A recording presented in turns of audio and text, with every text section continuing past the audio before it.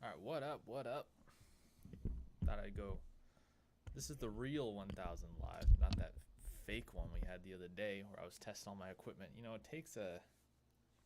I can record high quality tracks, but getting a camera to work apparently is just like end of the world levels. But yeah, I just thought I'd talk about. We got 1,000 subs. I thought that was pretty sweet. Way earlier than I expected. My goal was like 1,000 subs by the end of the year, and we totally blew past that, which was pretty cool. I'm also just going to talk about like where the channel's going, sort of reminisce on some of the cool videos we did this year. Um, Anyways, let me share the screen here. Let's see. Should allow me to do this.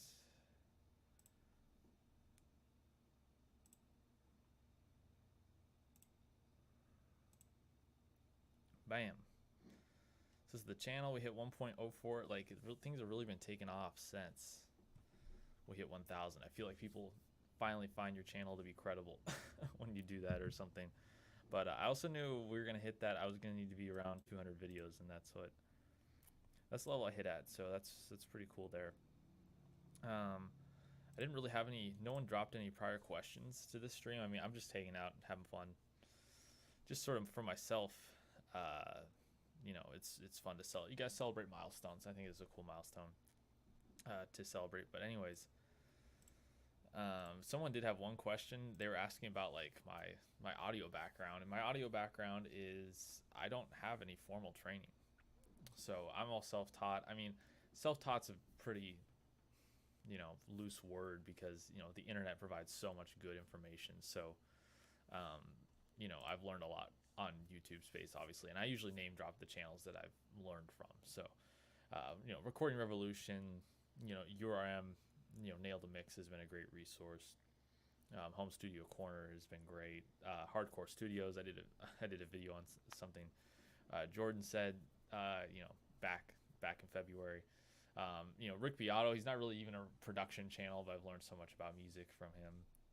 So of course, I'm not like I came up with all this stuff in a vacuum. Obviously, YouTube's an amazing resource, but in terms of like going to school, I feel like going to audio school, that whole thing is like, I feel like that's kind of almost dead. Almost like if you're having to pay 60 grand, I consider that. I'm actually gonna do a video on how I almost went to audio school. I almost blew a ton of money on that, and I now realize that wouldn't have been the right choice. I'm not saying it's bad to go to audio school, but it was definitely not the path for me, because you can just learn it with the resources that are on the internet. You can just learn what you're doing. But yeah, so someone had a question about that. No formal training. I've just been spending hours and hours tinkering around in my studio and figuring things out and learn from people online. That's basically what I've done, and I think that's what is a good path for most people. I think some people, yeah, sure, going to audio school might be good. You'll get the connections for sure. Like I'm sure a place like Full Sail would have amazing connections or something like that. So yeah, I don't have the same amount of connections, but I feel like you can get connections by going out into your local, music community, talking to bands. It's a good way to get connected with people. Or starting a channel like this. I mean, I'm connecting with musicians every day. Get tons of comments every day. Um, so I want to go back. I just want to talk about the videos we've put out. I really started going hard on the channel like, I would say close to a year ago. I started really putting out videos more frequently. I had this video that did really well, the Chris Lord Alge bass guitar mixing trick. Um, but if everyone remembers, I started out, I was just doing like Bias FX2 tone matches, and I can't believe I'm not on Bias FX2's payroll by now. I don't know how many people in the comments of my videos are like, yeah, I decided to get Bias FX2 because I watched your videos. And it's like, thanks. I don't get any of that money, but it's fine. But like, um, yeah, a lot of videos on Bias FX2 tone matches. I didn't want to just be a guitar channel, right? There's so many, and there's nothing wrong with being a guitar channel. Guitar channels rock, right? I have no problem with that. But I didn't want to just be like a guitar player channel. I want to be a full music production channel, because really I'm into music production, writing, like producing a full song is what I'm into. I'm not into like just being a guitar player and messing around with amps and stuff. That doesn't do it for me. Early on, it was just like something I could do. I knew I could like do competently, and I was just like, hey, I spent so much time matching these tones, and like I bought the highest level of bias. I might as well like do some videos on it, and so that's kind of what it was. Um, by the way, I am working on the match any tone. I'm working on another version of this video. It's gonna come out hopefully by the end of the year.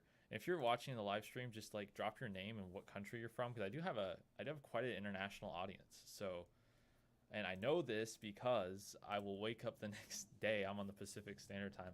I will go to bed and I'll wake up and I'll gain 10 subscribers, and it's like, okay, so I definitely have people watching from Europe for sure, and South America. Like, I mean, that's what my YouTube demographics tell me, anyways. So that's pretty cool. I like having an international audience. Yes, I'm working on an update to this video. I want to make it better. You can't even hear the guitar tone sound, which is like so sad. Like, I mean, my editing skills were just not there at that point. I didn't know what I was doing. But yeah, I just started making videos on mixing. Like, I mean, you can see the views aren't great on these, but some of them are. This was a really cool video. I thought this video was going to go a little bigger, the why rock music is dying, but I think maybe I need to elaborate on that in future videos. And I want to do more live streams too. I kind of like this format. I can kind of talk about stuff that I don't normally talk about music wise. I definitely want to keep the ethos of the channel, but also branch out to other stuff. I think would be really cool, talking more about the culture of music and where music's going and music production. And that's kind of what I was touching on this why rock music is dying video. What's super cool about that one actually is I got Circle of Tone to actually comment on that one. Let's see if it's still there. Let's see. Yeah, Circle of Tone actually commented on this, which was super cool. We had a little dialogue, short dialogue, right? Because he's like a massive channel and my channel's tiny, but 1,000, not ultra tiny, but small. Yeah, and then kind of just branching out into the Match the Sound stuff. I love the Match the Sound stuff. Hasn't been getting the views that I thought it would, but I'm keeping up with the series because I love it so much, and I think people learn a lot from it. People seem to like the tone match. I mean, I'm going to keep that up. I have a list of like 60 tones that people have requested. I'm getting to them, to say the least. But yeah, I think, and I've really like the last 2 weeks really worked on upping the editing of the videos, and it's hard. Editing takes time. I mean, there's just no way around it. I'm not in a position where I like can pay someone yet to do that. Like, I don't know if people understand, but you don't make money from YouTube, right? And I'm not saying like, oh, pay me money. I'm just saying like 1,000 subs with the views I get, like I don't even have my ads turned on because it just wouldn't be enough to really move the needle, and I don't want people bothered with ads. So maybe in 2024 we can get to that. But it's like, yeah, the videos are not bringing in money to where I can pay an editor. So I'm learning it for myself right now at this point. But it's fun to see how far I've come on the channel in just a year, or from my earliest videos, which are just like pure covers. But they're well edited. I think I'm really delivering something valuable for people, and that's what I've wanted. Because really the whole point of this channel is like when I started out making music, there's just a sea of information, which is really hard to like dissect what's important. And I think I kind of elaborated on this in Monday's live stream. Was what you get thrown at you is plugins and stuff to buy, not like what you actually need to know. And that's what kind of frustrated me when I started out, is I didn't know what I actually needed to know. Or a lot of the channels start with the assumption that like, oh, you're a good songwriter and guitar player, just like off the bat, now here's how to make a song. And it's like, well, what if you're not a good songwriter? What if you suck at what if you're a terrible singer? Like I was a horrible singer. How do you even do this thing? Should I even try? Right? And so a lot of those channels start off with that. They kind of assume you're a good musician. They kind of assume like you're in a band or something, and okay, now you're ready to make music. And I was a decent guitar player when I started, but not anywhere near the level I am now. But people don't realize how much you do not understand about how songs are made. Like, there is so much that goes into this thing, and that's why I love the Match the Sound, is because it's like I show you all the tracks. It's like, here's all the tracks. Here's how you layer it to get that sound. Like everything, like the start to finish process.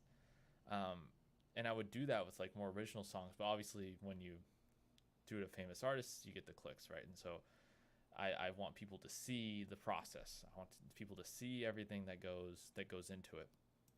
And when it's a song that they're familiar with, it helps them understand it a little more, I think. So that's kind of the point of this channel. Yes, I love doing guitar tone stuff, but guitar tone doesn't really matter. Like at the end of the day, you know, these plugins, these amp stems, it's fun. It's like fun to mess with. I have fun with it, but it's not really like gonna move the needle for how good your production is at the end of the day. There's so much that goes into it. It's just like 5%, right? It's 95% of this other stuff that you're missing. Really, it's having a good song idea, which I want to go more into songwriting stuff. See, whenever I post a video about production or layering or arrangement or songwriting, like that video does way worse than the other videos. But I know it's what people actually need. That's what's so frustrating. So I want to do my best to package the videos in a way that they're intriguing, but they teach you these concepts you need to know, because it's the things I needed to know. You really don't need another video telling you how to use a plugin. Like you don't need that. Is that what separates you from like the top artists in the world, or is it their talent and their songwriting ability? And everyone knows what the answer is, but it's the talent and the songwriting ability that separates you from, you know, making amazing sounding music. Like I said, there's a baseline of tools that you need to create good sounds, right? I mean, there's like, you can't just record anything with anything. You know, there is a baseline, but that baseline is so easily achievable these days. With basic drum software, you can get basic plugins, you can get free plugins. I mean, if you haven't seen this video, and this video is doing really well, I mean, the free plugins are so good, it's crazy. But I want to do more videos on songwriting and in 2024 and production and layering and just, you know, sharing those tips and experiences, because that's really what people need to know if they want to write great songs. Now, if you're just a guitar player and you just like jamming and you come for my tone stuff, I'm not going to stop doing that. I still like that too. But if you're into really, you know, my channel is called Make the Music, not Make the Tone, right? So there's going to be a lot of information about making songs and things like that. You know, I thought this video was going to do well. It did not. You know, you never know with this YouTube thing what's going to connect with people. I think what was really cool about this video is just I got this video out so early. Like, I don't usually try to like hop on trends and like, oh, this plugin is out, I need to do a video on it right away. That just stresses me out because it just makes me like really paranoid when something new comes out. It's like, oh, I gotta make a video on that immediately. It's like, I don't want to think about that. But with Bias, I knew like my channel, I have so many videos on Bias FX2. I'm like, I think it's fitting if I did a video on the update. I know they've had another update since. I just didn't do a video on it. Just didn't care enough. It was a little less substantial of an update. I'm glad people found this, and so that really helped kind of boost my channel there. With views wise, you know, and like this Radiohead video did well, and I'm glad because like I'm getting more into songwriting, more into theory and things like that, and so there's a certain audience there who will want to watch that. But like I said, like anytime I do a guitar tone match, it's like just crazy viewership. People want that stuff. This is cool. I think I want to do more videos on mastering, because I feel like mastering, I don't know, there's just not a lot of great information. It's getting better. Streaky is a great channel and resource to learn about mastering. I learned a lot from his channel for sure. But like early on, everyone teaches you mastering, and it's like it's completely wrong. Like I don't know how else to explain it, but like if you master the way these people show you how to master in these videos, you're getting a master that's way too quiet. Like every time, no one actually explains how to master something loud. And so that's what I try to do I have a couple videos on mastering. I have that one. Where'd I do? How to master for loudness. This is a great video. I show you exactly what you need to do to get the song where it needs to be. And the FGX2, that's a Slate plugin. I recommend getting that. Or it comes in the Slate pack. So if you're a Slate subscriber, you should be using that plugin. That is a great plugin to get things louder. Waves L1, of course, and then Ozone. Like I always use kind of a combination of those, and then VU meter stuff just to make sure things are loud enough. But if you master how these people tell you how to master, your track will be 5 dB quiet every time. And so I was like, screw it, because I would pull in my reference when I mastered, and this was not that long ago, and I would master how these people would tell you how to master, and it's like, great, my track's 5 dB too quiet, and I don't know what to do. So you need to learn how to like soft clip, how to use multiple limiters to get that volume. And then, well, the FGX2 plugin is kind of just magic, though. I've just kind of gone to that. Ozone's pretty solid as well, to getting that dynamic match. But it's like pop songs these days, they're hitting at -7 RMS. Like, they're really loud. And you may not like that. People may not like that the loudness war is a thing. I mean, I don't know what to tell you. it just is. The loudness war exists. I don't know when it's going to go away. The fact that people are listening on really crappy systems makes it so that things just got to be freaking loud. And the streaming services do some like automating of the volume. So like if your track comes in super loud, they will clip the track down. But the sound of a master at -6 RMS and then clip down is different from something that was just -10 to begin with. They have a different sound component to it. They have a different feel. The mastered track that was mastered louder and then clipped down still feels louder. It still has that mastered loud sound. So that's what people don't really understand, is that it's like, oh, well, the streaming services, it's a -14 LUFS is what Spotify does, so I just need to master to -14 LUFS. And it's like, no, that's not going to get you the right sound, because things are mastered super freaking loud and then they're uploaded and then they're brought down. You're telling me you master something to -14 and then it's going to fit perfectly like with Bring Me the Horizon's latest track? No way. They're still cooking that thing crazy in the mastering stage. Like I said, you may not like that. You may not like the loudness war, but that's just the way things are. And I'm not even ultra against loudness war stuff. I know that may surprise people. I've got a comment, Danzo Strife, congrats on the new landmark, bro. Well, thank you very much. I appreciate that. Couldn't have done it without any of you guys. So I appreciate all my fans, all my subscribers. I mean, I don't know if I have fans, but I appreciate everyone who subscribes and watches the videos. You guys are great. Couldn't have gotten here without you. I just want to keep providing more amazing stuff. That's basically what I want to do. And if you're in the chat or if you're watching this live stream later, just drop a question and I'll answer it for you. I usually do a good job of responding to comments, but I'm getting more and more these days. It's actually getting harder.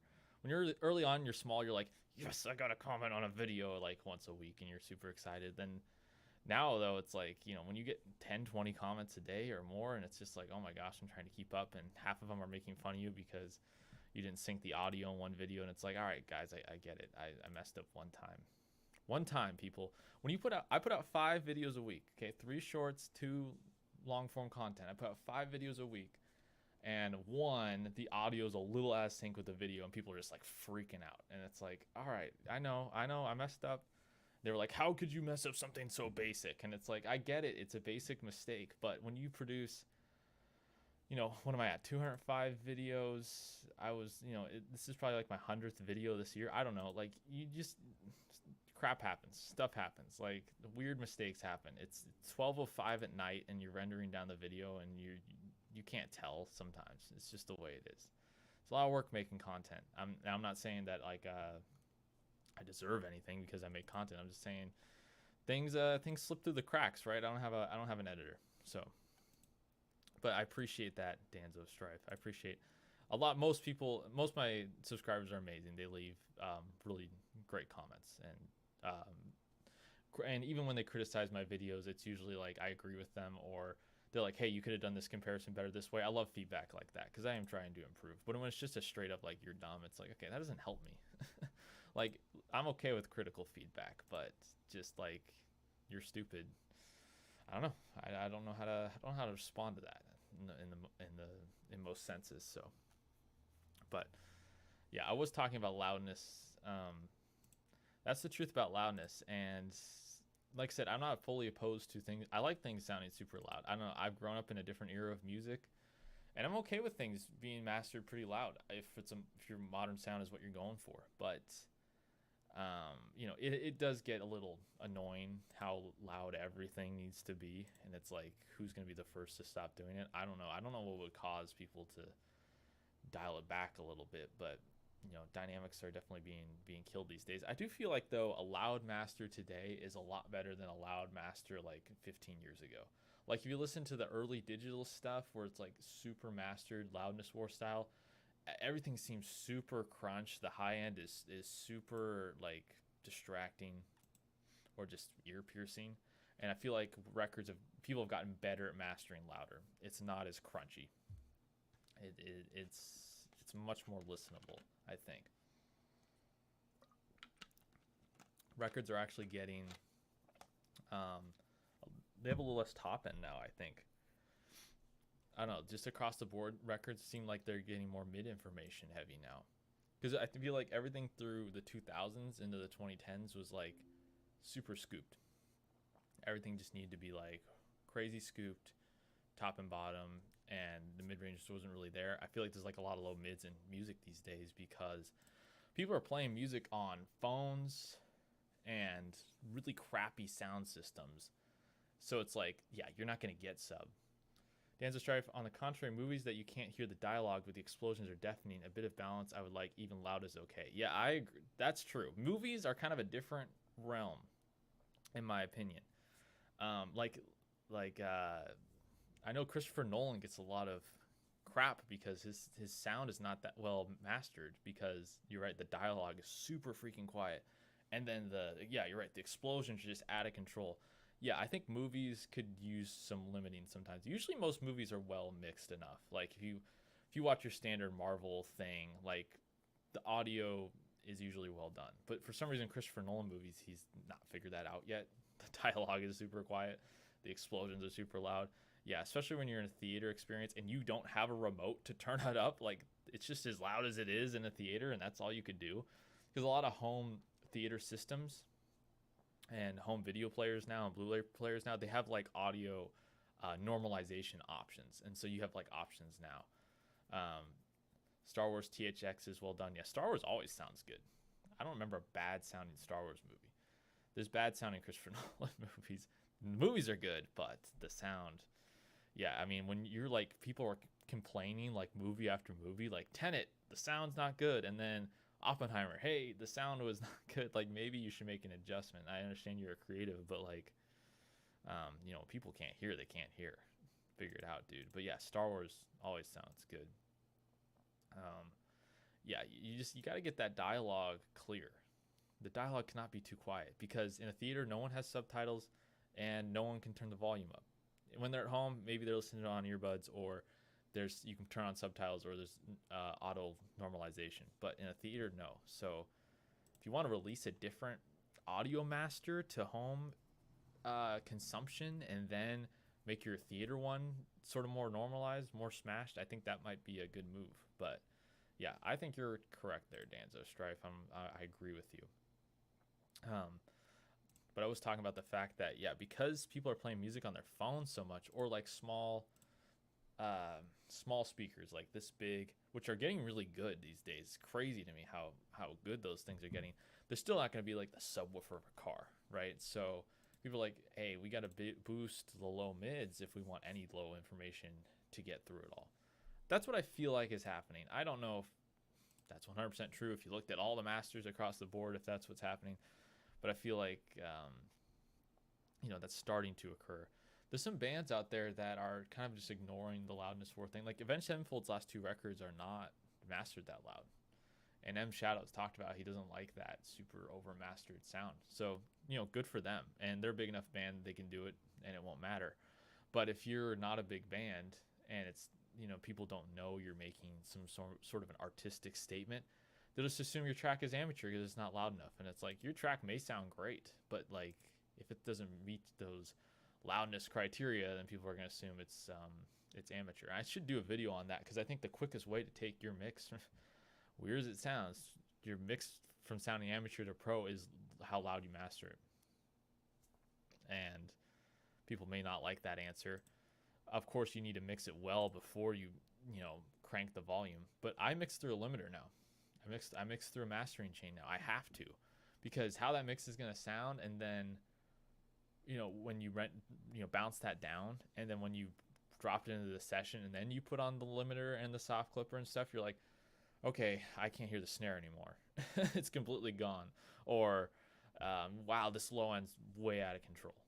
So I have the mastering stuff on there now, and my tracks are sounding better because I want that vision of that final product as early as I can get it.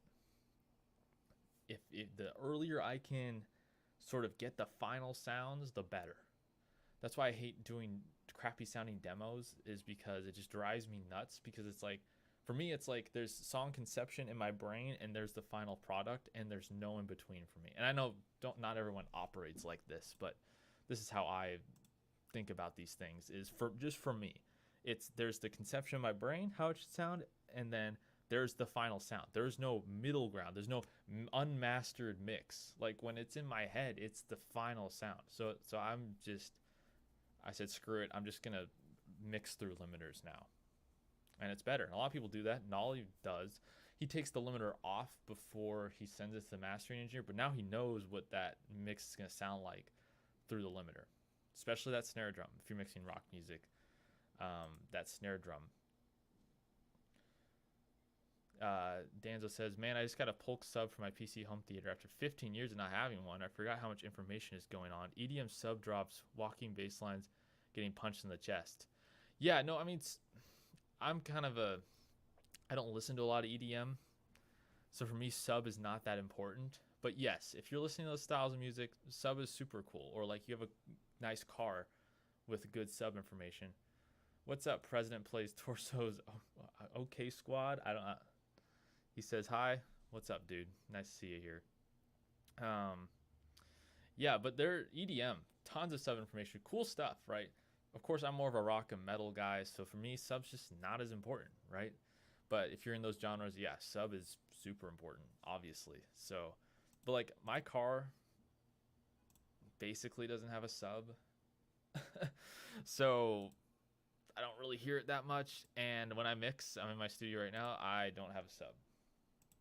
Should I maybe have a sub? I don't know. I've gone back and forth on this. I think the sub kind of messes with things, like in rock and metal. I think if I mixed hip hop, like if I was mixing trap or something, and EDM, yeah, you better have a sub on there, because you got to be able to hear what's going on down there. So, my channel is not advice for every single genre as a monolith, right? Standard pop, rock, metal music is what my genre is for, or what my channel is for. There's so many channels that can explain to you how to mix hip hop and EDM, right? That's a whole nother world. That's a world of people who know what they're doing. And I would listen to those people when it came to those genres. I would not listen to me. I do my best to branch out, but also stay in my lane of expertise. It would be cool to maybe branch out into those different genres and explore it. I'm doing match the sounds. I really want to expand like the genres I'm doing. I want to get into more pop stuff and things like that. Not stay so strictly in the same genre, but I think it's cool to have like a sub on your home theater system. I think that would be really cool. I'm just too lazy to install one. I'm just overly obsessed with mid-range. It's becoming a problem, I think. I'm doing K-pop. I opened up my mixes. The bass is so strange, real weird. Now my sub helps me. Yeah, I mean, if you're struggling here down there, that maybe helps you out. If I really need to hear sub information, then I use headphones. That's kind of my go-to. It's like, okay, put on some headphones. I will take it out to my car as well, just to make sure there's nothing weird going on down in the sub. But, let's say I'm mixing a rock track, right? My bass guitar is high passed at 80. Now you just got the kick to worry about. But yeah, if you're mixing more like K-pop stuff or something with like 808 hits, there's a lot of information down there, and I think having a sub is beneficial for sure. But all right, I'm not sure what this comment is. I need better headphones, poor bass. Now, maybe for low end, people are gonna hate me for this. Do I have these with me? I don't have these with me. I've been using $15 Behringer headphones for 5 years, and that's what I check my mixes on. Not a joke. I'm so used to them that I know what something should sound like on them.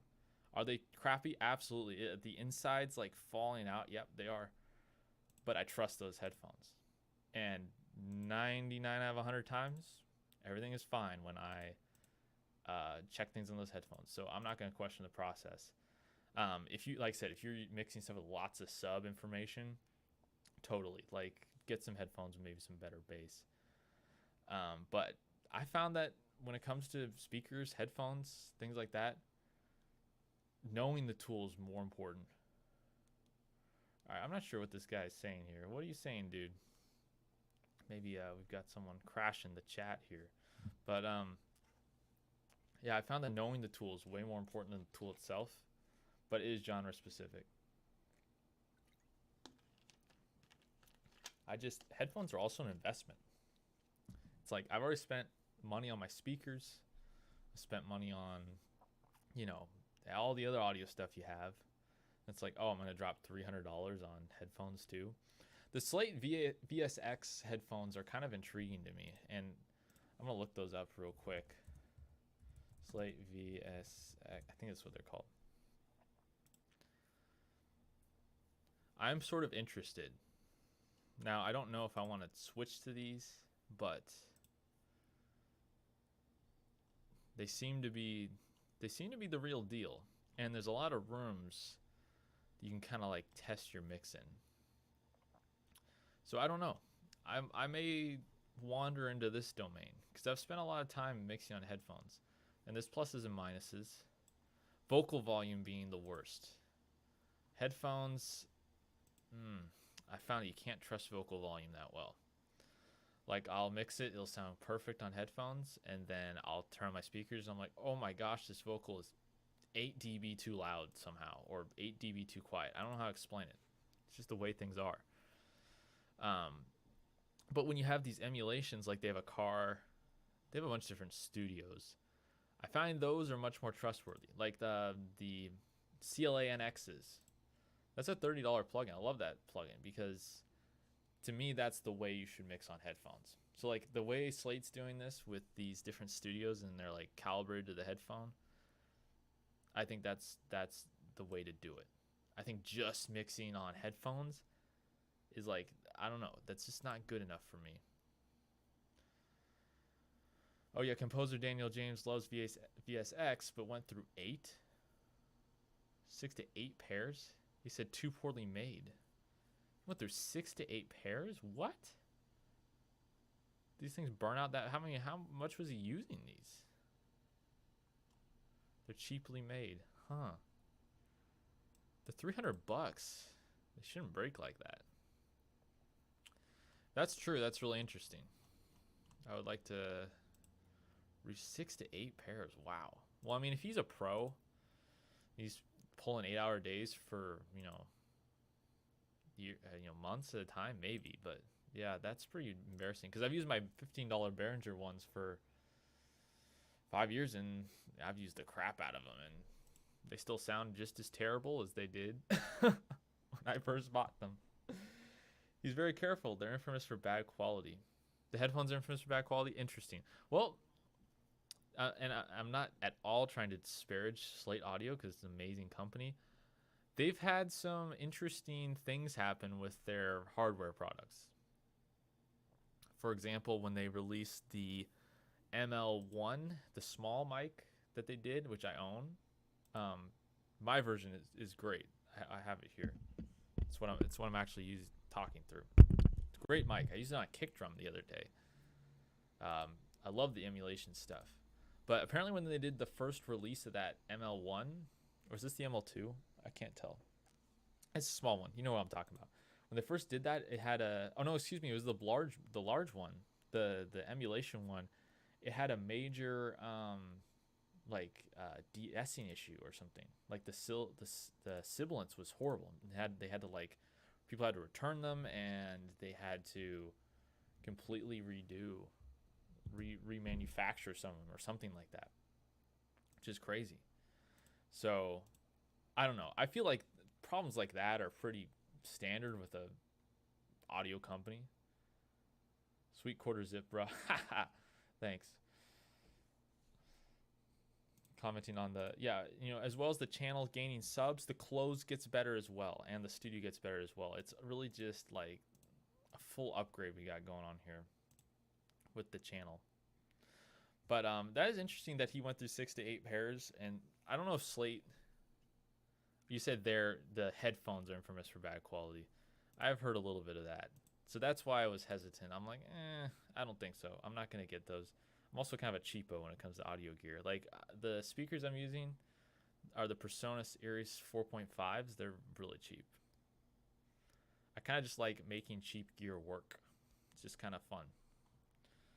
Just kind of a weird flex or a weird obsession I have. But what do you get with the 500? What's the platinum?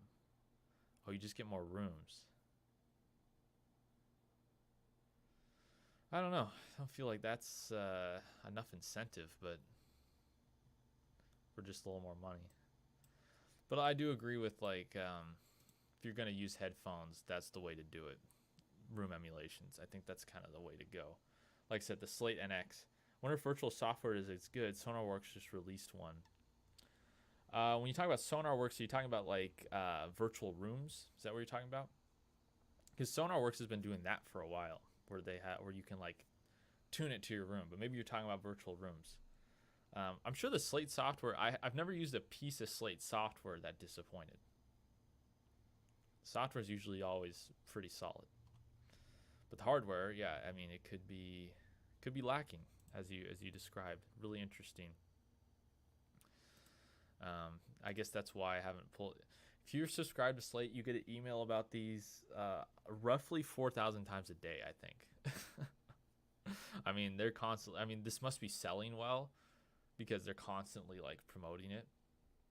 But maybe they do have some defective products, which would be kind of interesting. All right, I'm gonna go for 5 more minutes. This has been a cool celebration. Some people came to hang out, just sweet.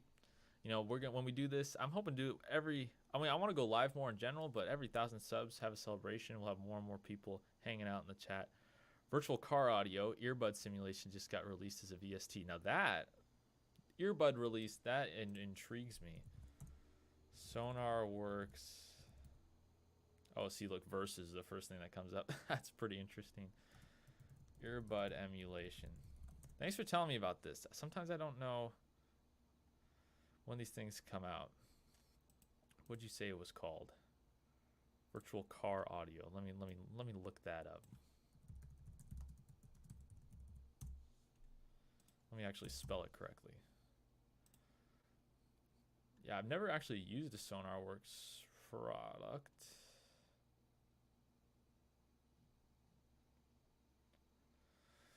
Don't you love these websites where they tell you nothing about the, like, this doesn't tell me anything about your product. Okay, this must be it. Sound ID. Man, how much money goes into these websites? Yeah, by Sonar. Yeah, no, I've gotten there.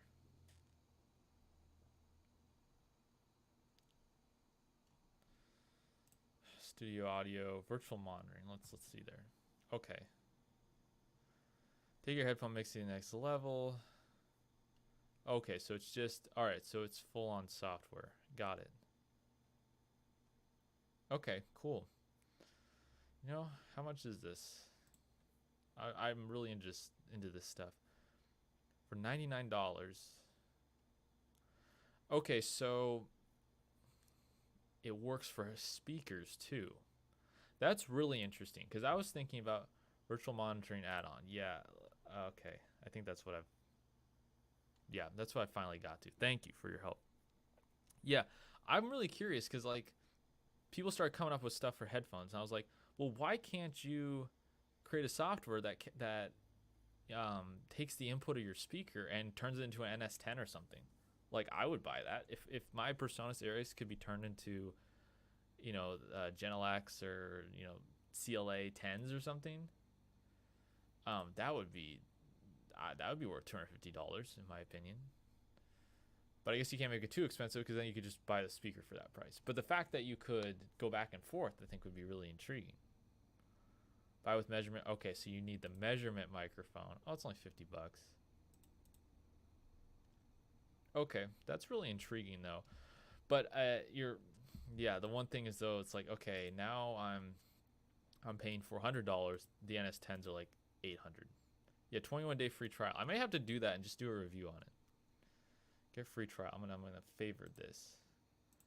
Thank you for, let's see, music and plugins. Thank you for turning me on to this. Sometimes I don't have time to research all this cool stuff that comes out. Because this is some of the things that I'm really interested in. I think is kind of maybe the future of mixing, is because I feel like the perfect room thing, where like you need a perfect room to mix, that's gonna slowly go away because of like things like these, which I don't know if they're perfect yet. They're probably not perfect. They probably need a lot of work, but these things certainly help. I just tell people, hey, don't mix so loud. Basically takes care of all your problems. Don't mix on overhyped speakers. Mix at a low volume. You're basically guaranteed to be all right at that point. Reference on multiple things. I mix on I have the crappiest. Let's see if I can find these. What are these? I can't find them, but I have JLab Bluetooth earbuds. They're like $20. I mix a lot on them. Yeah, I mean, not gonna lie, audio companies spam to death. But if I read this one, yeah, I'm weird, so I read through them because I'm like, let's see if there's anything interesting here, and I can talk about it. But yeah, it's audio companies, man, guys. The ads are out of control. The worst offenders. Well, I mean, I'm not hating on these companies in general, but like the worst offenders, JST Audio, man, they'll email you 7 times a day. Slate, I kind of like Slate. It's okay, but the VSX, they'll email you about 35 times. The ML2, I remember getting emails for that. But yes, Waves emails you so much. And I don't unsubscribe because I actually do want to see the new plugins. But yeah, holy crap, guys, get it together. It's a little too much sometimes, but we're talking about it, so it must work. The marketing team must have figured it out. Unless you're Waves Audio and then your marketing team doesn't know jack, and then you're forced to completely reverse what you did with that Waves bundle. Now, I got to give Waves credit. They reversed their decision. So that was good for them. But I was about to be very upset because I literally bought on some deals like 7 or 8 Waves plugins in February 2023 because I finally was like, okay, I want to make the move. I want to get some Waves stuff just because I'm tired of seeing people use it. I just want to check it out. So I did. And then it was like a month later they came out with, well, now we're going to have this all access bundle thing, basically like Slate. And Waves is notorious for their like updates are so annoying, and like one of their updates ruined my Sheps Omni channel, and I can't use the old version of it now on projects. I mean, it was a disaster. And so I saw this and I was so pissed. I'm like, I basically threw a bunch of money down the toilet. Waves was pissing me off too. Glad they reversed. Yeah. Occasionally one of these big companies listens to the people. I mean, the backlash, I've never seen audio backlash. I mean, the audio world's not really that big. It's getting bigger, but it's not really that big. I've never seen backlash to anything. Like, people have been pissed at Gibson guitars. People have been pissed at all sorts of various companies. I have never seen like the unanimous hate Waves got when they did that. Like, it was across the board unanimous. Everyone had a video out about how they screwed up. And I was like, this is just hilarious. It was just funny. I mean, I was just like, this is great. I'm glad somebody finally did that. Because, like, I don't want to pay for 2 monthly subscriptions. I already pay for Slate. And I've made that deal with the devil, and I'm going to have to live with it because Slate plugins are so good. I can't not do it. Basically, I have Slate monthly for the Virtual Mix Rack and Metatune. I got to have those plugins. And the FGX2. Okay, so 3. I don't really care that much about the other Slate plugins, but those plugins, I have to have those. Like, I cannot live without. I hate the Adobe sub. Yeah, Adobe. Ugh. But Waves was no better than Adobe. Adobe's not. I used to have Adobe stuff. I don't have it anymore, but I edit on non-Adobe stuff. But I basically have Slate for those 3 plugins. And to me, it's worth it. I think I have the yearly subscription. It's not that expensive. Whatever. But the fact that Waves was also going to make me pay $15, $20 a month, whatever, although I already bought the freaking plugins, it's like, this is a total scam. This is ridiculous. and people reacted accordingly. All right, thank you all for showing up. This was a great, fun 1,000 subscriber celebration. I'm gonna celebrate by editing another video after this. I'm editing a ton ahead. I'm gonna be able to, take a little bit of time off, hopefully. But it's fun. It's good stuff. Thank you all for coming out. New video dropping tomorrow. Some cool stuff with the channel. We got a lot of cool stuff coming. I'm hoping to get, interview some cool engineers and things like that. It's just gonna get better. It's just up from here. So good thing to know. It's just going up from here. It's just gonna get better. The editing's gonna get better. The quality's gonna get better. The topics are gonna get better. You see, we've made some improvements to the studio as well. So I'm excited about it. Thank you all for hanging out. I'll see you all later.